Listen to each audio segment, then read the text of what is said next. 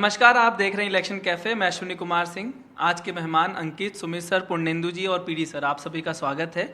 आज हमारी चर्चा है कांग्रेस का जो संकट है वो खत्म होने का नाम नहीं ले रहा है। एक फिल्म का डायलॉग है, ये दुख कहाँ खत्म नहीं होता।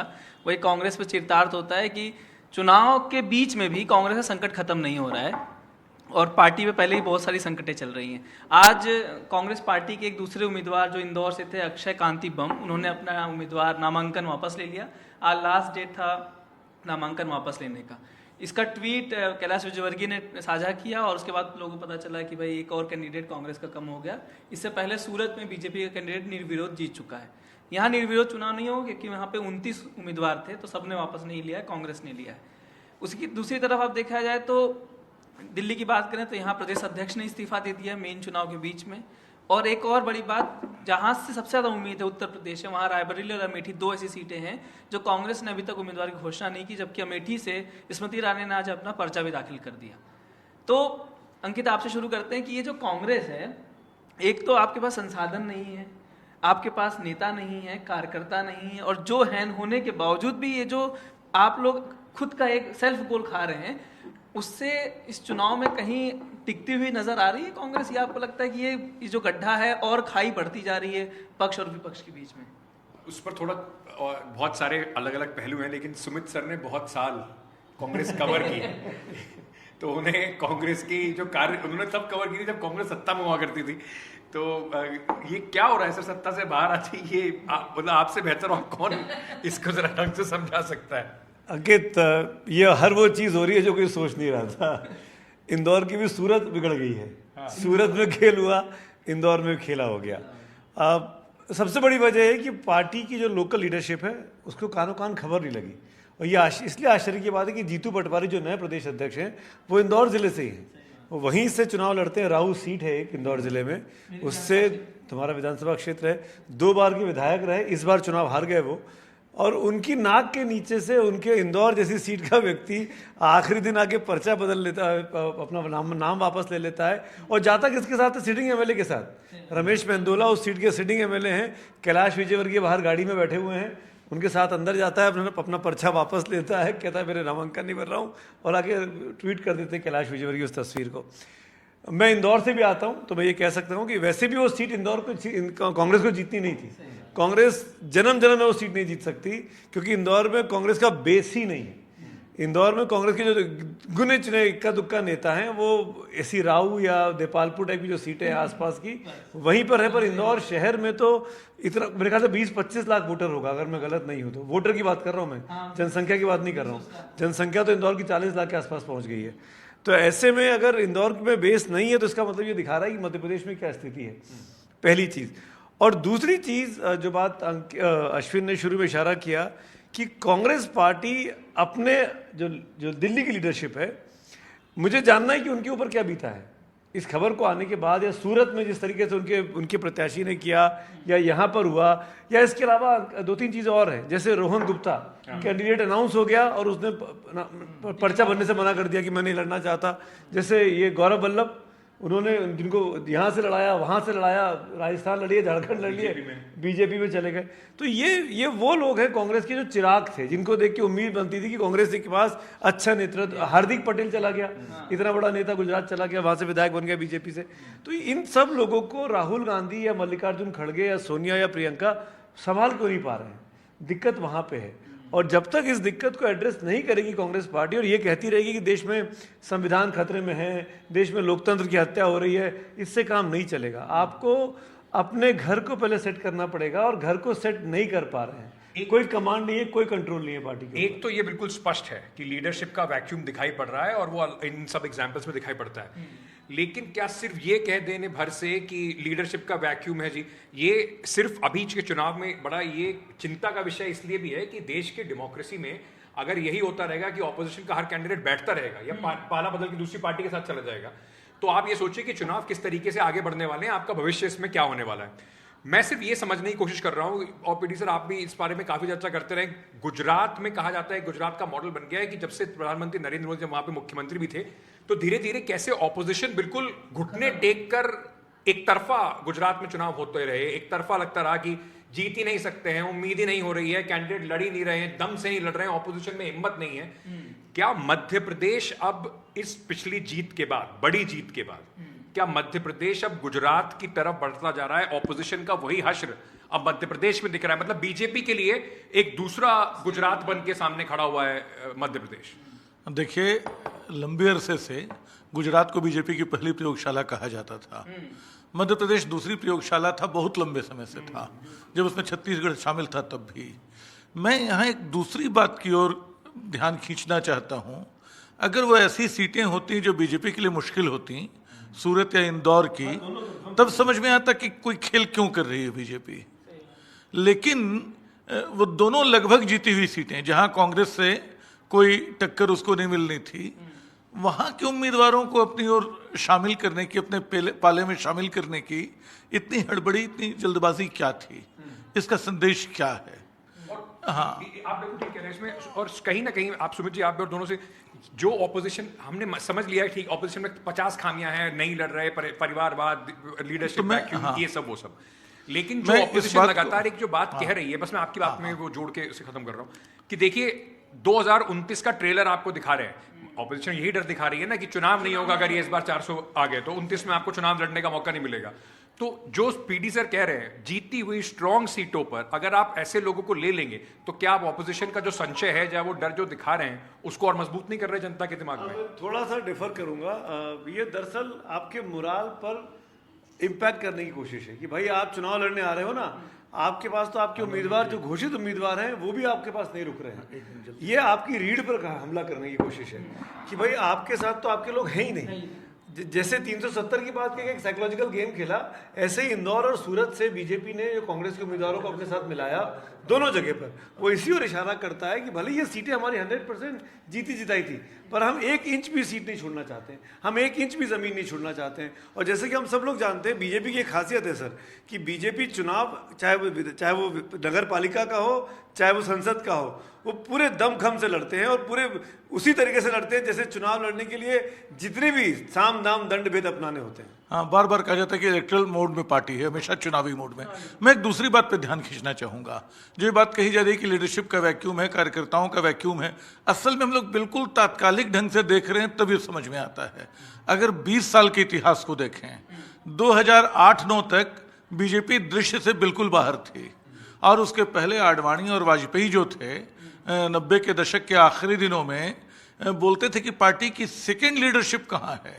लगातार बीजेपी के 5 अध्यक्ष अपना कार्यकाल पूरा नहीं कर सके थे, अलग अलग वजहों से। आप याद करें, कुशाभाऊ ठाकरे, बंगारू लक्ष्मण, वेंकैया नायडू, खुद लाल कृष्ण आडवाणी, और एक वो जो आरएसएस के थे जो बीमार पड़ गए थे, नहीं, नितिन गडकरी ने पूरा किया था बाद में। 5 अध्यक्ष उसके कार्यकाल पूरा नहीं कर पाए थे। 2009-10 तक हालत ये थी कि लेफ्ट जो है वो विपक्ष लगता था, सत्ता में बीजेपी विपक्ष नहीं लगती थी। जो समर्थन दे रहा था लेफ्ट, वो पेट्रोल के दाम ना बढ़ने दे, वो महंगाई पे सड़क पे चला है। 2010 में एक अन्ना का आंदोलन खड़ा होता है, भ्रष्टाचार का मुद्दा बनता है, और 2013 में अचानक मोदी आते हैं सीन में, फिर बीजेपी एक बदली हुई पार्टी लगती है। लेकिन मैं बोल रहा हूँ कि इस तात्कालिक सिनेरियो को आप देखें तो लगता है कि जो बीमारी है वो भारतीय लोकतंत्र की बीमारी है। तो क्या इसमें वो, मैं बोल रहा हूँ कि एक बात और याद दिला दूं, 2009 के चुनाव होते हैं, नहीं, 2009 के चुनाव में मजे की बात की, 2004 का जो चुनाव था, 2004 और 9 को याद कीजिए। 2004 के चुनाव में अटल आडवाणी की हैसियत लगभग वही थी जो आज मोदी और शाह की है, शायद थोड़ी बड़ी थी। और सोनिया गांधी की हैसियत आज के राहुल गांधी के मुकाबले और कमजोर थी। लगता था पता नहीं कौन उनके भाषण लिखता है। कुल 6 साल उनको राजनीति में आए हुए थे। 2004 का चुनाव जीतती हैं वो, सारे दलों से अपना समर्थन लेती हैं, जाके राष्ट्रपति को बोलती हैं कि मुझे प्रधानमंत्री नहीं बनना है, लौट आती हैं। अचानक उनका कद बड़ा हो जाता है। 2009 में यूपी में 20 सीटों से ज्यादा जीत जाती है कांग्रेस, और राहुल गांधी 21 सीटें। और लगता है कि राहुल गांधी ने क्या स्ट्रेटेजी बनाई। राहुल गांधी सफलता मूल्य तय करती है कि आप कहाँ खड़े हैं। एक सफलता आपको हीरो बना देती है। 2013 में अखिलेश हीरो हो गए थे, 2007 में मायावती हीरोइन हो गई थी, लगा कि वो अब तो अगली प्रधानमंत्री बनेंगी। नहीं, तो ये दौर पीडी 10 सर, साल तो का क्या, जो है, तो क्या हम ये कह रहे हैं कि जब सत्ता आपके हाथ में होती है हाँ, तो आपके पास बहुत सारे लिवर होते हैं पुश करने के, के और ऑपोजिशन के पास क्योंकि शायद कुछ अपने लोगों को देने को कुछ खास नहीं होता, तो इतना आसान नहीं होता अपने लोगों को साथ रखना। हाँ, क्योंकि इसमें शायद जो हर नई कोई चीज राजनीति जुड़ी में है, आजकल जो आ रहा है वो बात कुछ भी कहें सेवा के लिए, पर आ तो इसीलिए रहे हैं कि सत्ता मिलेगी तो उसमें हम कुछ ना कुछ कर इसमें पाएंगे। दो चीजें नहीं जुड़ी हैं। एक तो विचारधारात्मक फर्क बहुत कम हुआ है, यानी जिसको हम जो बीजेपी में होता है वो कम्युनल हो जाता है, जो कांग्रेस में होता है सेक्युलर हो जाता है। अचानक वो कांग्रेस से बीजेपी में जाके इन लोगों को गाली देने लगता है। तो जो बोलते थे बीजेपी के जो नेता थे, पत्रकार, कि कांग्रेस इज अरुण शौरी, कि there is no difference between Congress and BJP, BJP is Congress plus cow. तो कहा कि जो वैचारिक अंतर खत्म हो गया है, जो लगातार आवाजाही है, उसके चलते इन लोगों का यहां से वहां छिटक के जाना आसान है। उनको मालूम है कि जनता कोई दंड नहीं देगी, जनता को लगता है सारे चेहरे एक जैसे हैं। दूसरी बात यह कि पुरानी सत्ताएं अपनी एजेंसियों का इतने खुलेआम दुरुपयोग करने से बचती थीं। दुर्भाग्य से पिछले कुछ दिनों में हम लोग जिस तरह का दुरुपयोग देख रहे हो, एक नई चीज है, ये एक ज्यादा वास्तविक खतरा है। लेकिन इससे हम कांग्रेस की आलोचना को छोड़ नहीं सकते। कांग्रेस में जो अनिर्णय की स्थिति है, राहुल गांधी तय नहीं कर पाने कि अमेठी से लड़ेंगे कि रायबरेली से लड़ेंगे। एक खबर चल रही कि रायबरेली से सोनिया लड़ेंगी, दूसरी खबर चल रही कि खड़गे को लड़ाने की बात हो रही है। इस पे बड़े पत्रकार सब डिस्कशन यूट्यूब पे कर रहे हैं। प्रियंका गांधी चुनाव कब लड़ेंगी ये भी पता ही लड़ेंगी। नहीं है। ये तो पिछले 10 सालों तो से कांग्रेस बना का हुआ जो है। अनिर्णय है उस पे भारी पड़ रहा है। मुझे बाकी चीजों की फिक्र नहीं कि कौन छोड़ के जा रहा है कौन नहीं जा रहा है। इन छोड़ के जाते लोगों से कांग्रेस का भला होता तो 2014-2019 में हो गया होता। हाँ, इनसे कुछ नहीं हुआ। तो ये रहे न रहे, आखिर 50 सीटें जो कांग्रेस को मिली, इनके रहते मिली, इनके चले जाने से क्या फर्क पड़ जाएगा। लेकिन फर्क इस बात से पड़ेगा कि आप कितनी मजबूती से खड़े होने की कोशिश करते हैं। 77 में हारी हुई इंदिरा गांधी 80 में लौट आई, क्योंकि संजय गांधी और इंदिरा गांधी लगे रहे लगातार वापसी के लिए। ये वापसी की इच्छा शक्ति थोड़ी सी कम दिखती है अभी के जो कांग्रेस, एक बड़ा रोग है अभी के कांग्रेस। तो अभी की कांग्रेस में आपको सबसे इच्छा शक्ति कम लगती है मजबूती की, वापसी आने की। पुर्णेंदु जी, अभी एक सवाल है कि हम बात करें कि कांग्रेस की खामियां, लेकिन आप कहें तो विपक्ष आरोप लगा रहा है कि ये जो अक्षय कांति बम है, इनके एफिडेविट में इन्होंने धारा 307 का जिसका जिक्र किया गया कि नॉमिनेशन के दिन इनको 307 धारा जोड़ी गई थी और इन्होंने नॉमिनेशन में दाखिल नहीं किया, तो बीजेपी ने उस पर ऑब्जेक्शन लिया था। दूसरा, सूरत में भी कहा जा रहा है कि बीजेपी ने साजिश के तहत उसको कटवाया है, क्योंकि जो नॉमिनेशन के दिन जब नामांकन भरा जा रहा था उनके जो साथ वाले जो होते हैं उम्मीदवार के साथ में, तो उन्होंने बीजेपी के नेता से खरीदा था जो वकील भी हैं, और उन्हीं से नोटरी बनवाई थी। और बाद में ऑब्जेक्शन किए हुआ और ऑब्जेक्शन में नोटरी फर्जी पाई गई। ये सब बातें हम ही कर रहे हैं। कांग्रेस के जिस कैंडिडेट ने वापस ले लिया वो चू तक नहीं कर रहे हैं, हम ही अभी चर्चाएं कर रहे हैं कि उनके साथ साजिश हो गई। ये भी आपको दिखाता है कि कितनी स्वेच्छा से ये सब चीजें हो रही हैं। शायद कहीं ना कहीं पहले से ही तय हो जाता है कि किसको क्या रोल अदा करना है। और इस मामले में कांग्रेस ने बोला वो ईसी में जाएगी, कुछ भी नोट, कोई जवाब नहीं, ना धरना प्रदर्शन कहीं हो रहा है। क्या सिर्फ मान लेना कि नियति में है कांग्रेस की कि गलत हो रहा तो गलत मान लें, या फाइट करते हुए दिखे ग्राउंड पे? देखिए अश्विन, ये हम इंदौर और सूरत की बात कर रहे हैं कि इंदौर में सूरत कांड या गुजरात मॉडल या सारी चीज़ें। इंदौर और सूरत में एक चीज़ और कॉमन है। अभी जो स्वच्छ सर्वेक्षण अवार्ड 2023 का जो मिला था, ये दोनों इंडिया की जॉइंटली क्लीनेस्ट सिटीज़ हैं। अब हम क्लीन पॉलिटिक्स की बात होती है, लेकिन आप जो मॉडल मिला है वो सूरत पहले और यहाँ, वो शायद क्लीन पॉलिटिक्स का तो उदाहरण नहीं है। तो और कांग्रेस बार बार इस मुद्दे को उठा रही है कि बहुत लोग ये बोलते हैं ना कि अगर इस बार ये 400 सीटें आई तो पता नहीं चुनाव भी होंगे। एग्जैक्टली, ये चुनाव वाला बड़ा इशू है। डरा रही हैं और ये हो रहा है कि भाई संविधान बदल जाएगा, आरक्षण हट जाएगा। फिर प्रधानमंत्री मोदी जी ने भी बोल दिया कि भाई आरक्षण तो ये जो है, जो एग्जिस्टिंग रिजर्वेशन है उसको कांग्रेस चेंज करना चाहती है, आपके मंगलसूत्र पे पंजा जो है हाथ डालना चाहता है। तो दोनों पक्षों से पॉलिटिक्स चल रही है। और जो अंतर क्या है बताता हूं। अंतर ये है, टीएमसी के खिलाफ बीजेपी थी, बंगाल में है ना। संदेश खाली में एक मामूली सा गुंडा, लोकल गुंडा शाहजहां शेख, उसके बारे में पता चलता है कि उसने महिलाओं से बदसलूकी की। केंद्रीय मंत्री स्मृति ईरानी खड़ी होके उसको केंद्रीय मतलब पूरा अखिल भारतीय मुद्दा बना देती हैं। पूरी की पूरी बीजेपी की टीम वहां पहुंच जाती है। संदेश खाली हम लोग सब जान जाते हैं, जो शायद भारत के नक्शे में एक बिंदु भर की जगह नहीं रखता होगा, जिसका नाम हम सबको नहीं मालूम था, संदेश खाली एक नेशनल इशू बन जाता है। उससे कई गुना मुद्दा अभी जो कर्नाटक का सेक्स स्कैंडल है वो भयानक है ना। हम इस पे बीजेपी की रिएक्शन की छोड़ दीजिए, कांग्रेस को भी इस पे जो खड़ा होना चाहिए कि भाई जो दोनों पार्टियां साथ मिलकर लड़ रही हैं वो कहाँ रियल इशू को कहाँ गायब कर दे रही हैं, वो उनसे जवाब क्यों नहीं दे रही, उस पर जवाब नहीं मांग रही। PT sir, I am sorry, मैं आपसे थोड़ा सा असहमत हूँ। संदेश खाली होता है तो स्मृति ईरानी मुद्दा बनाती है, तब प्रियंका गांधी ममता बनर्जी चुप हो जाती है महिला होते हुए। जब केरल होता है उज्ज्वला प्रजन्ना, जो भी नाम है उज्जवल रेमन, वो तो बात आपकी ठीक है, कर्नाटक, तो उसमें ये लोग चुप हो जाते हैं। नहीं, प्रियंका ने मुद्दा उठाया, प्रियंका ने आज रैली में बोला, प्रियंका ने ट्वीट भी किया इसके वीडियो को लेके। और वहां तो कर्नाटक में कांग्रेस की सरकार है जिसने एसआईटी बना दी, सिद्धारमैया की सरकार है जो जांच करेगी।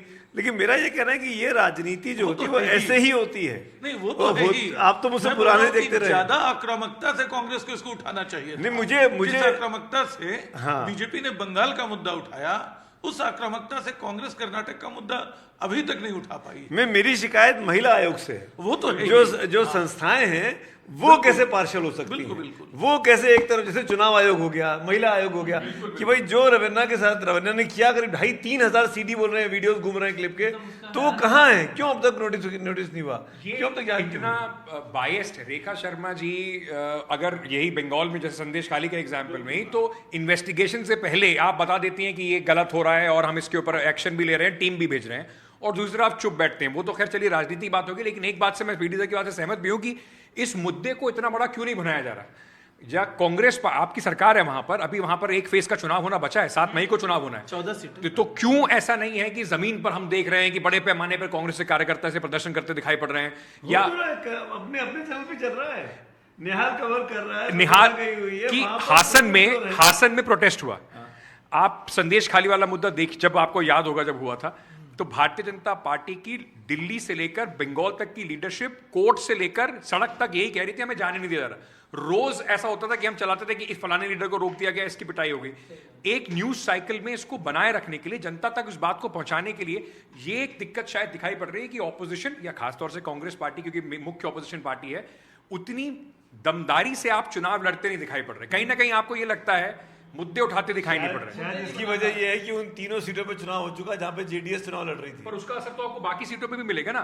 महिलाओं को लेकर ये डाउट तो मेरे ख्याल से सिद्धारमैया को भी है, हो सकता है, लेकिन महिलाओं को लेकर प्रधानमंत्री मंगलसूत्र को इतना बड़ा मुद्दा बना देते हैं, तो क्या आप इसको इतना बड़ा मुद्दा नहीं बना सकते जिनके साथ आप थे और जिनके बारे में आपको पहले पता था? अगर मुद्दा बना देंगे तो आप ही की नाक के नीचे से भागा है ना। वो क्या कर रही थी आपकी पुलिस, कैसे निकल गया बेंगलोर से उसने इंटरनेशनल फ्लाइट पकड़ी है, आपकी सिक्योरिटी है वहां पर सिद्धारमैया की सरकार है, कांग्रेस की नाक के नीचे से कांग्रेस का कथित एक्यूज जो है वो वहां से भाग के जर्मनी चला गया। और या तो आपस में मिली भगत है कि तुम चले जाओ, चुनाव के दिन जाता है वो भाग के यहाँ से, वोटिंग के दौरान वोटिंग चल रही है वो, उसके बाद लेकिन मुझे लगता है कि अगर देखिए ये मुद्दा हो सकता है कि जैसा सर ने कहा कि संदेश खाली जैसा उतना उस लेवल पे नहीं कांग्रेस या दूसरी अपोजिशन पार्टियां उसको सामने ला पा रही हैं, लेकिन ये मुद्दा बनेगा। ये मुद्दा सिर्फ किसी पार्टी का मोहताज नहीं है। अगर 2000 जैसे सुमित सर कह रहे हैं, ये देखिए अब एक चीज है कि